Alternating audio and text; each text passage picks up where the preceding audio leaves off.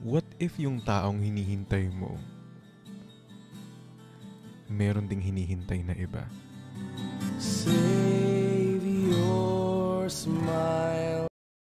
Paano kung dumating sa point na nafe-feel mo na nag-isawa na siya sa'yo?